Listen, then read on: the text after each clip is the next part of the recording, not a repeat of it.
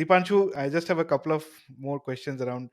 You have Absolutely. been involved with the development ecosystem for Web3 in India for a longest time, right? You had the oldest blockchain team, as you mentioned, right? So, what are the challenges that you have seen in the current Web3 ecosystem, the development ecosystem in India?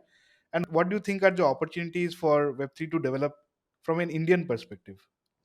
Yes, absolutely. So, like, this is something that I keep on repeating in any interviews that I have for adding more team members to our project, and that is like the one very important thing. You can consider it a problem. You can consider it a feature, not a bug.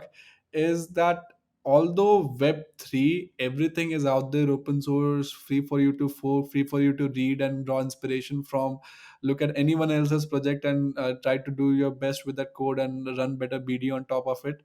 The problem is that there is not a lot of documentation out there. Like when we were in college, we were told to build on Java and C sharp, where there are infinite amount of libraries with insane documentation and hours and hours of videos on YouTube, and like 1500 page this thick books out there that you can read and just get certifications on top of certifications, and then finally when you're assured, you can go out and develop, right? But Web3 doesn't work like that. In Web3 there are no 15-hour videos, there are no 1500 page books, there are no documentation.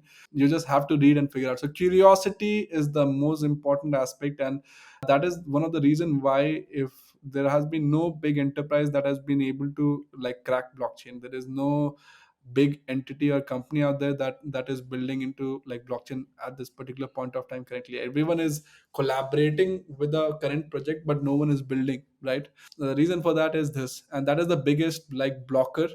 India, the biggest blocker, I would say, specifically, if we include this documentation aspect and the learning aspect of it, India, the secondary thing is that there is a lot of regulatory uncertainty around.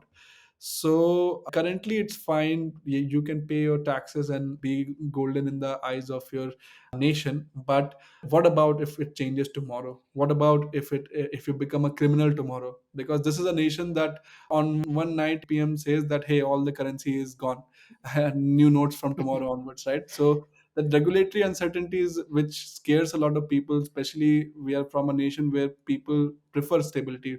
People even today would much rather go for government jobs, stable jobs, than they would go for startups and enterprises, right? So I think from the Web3 perspective, that is one big huge blocker that is stopping a lot of people from entering and going insane with it.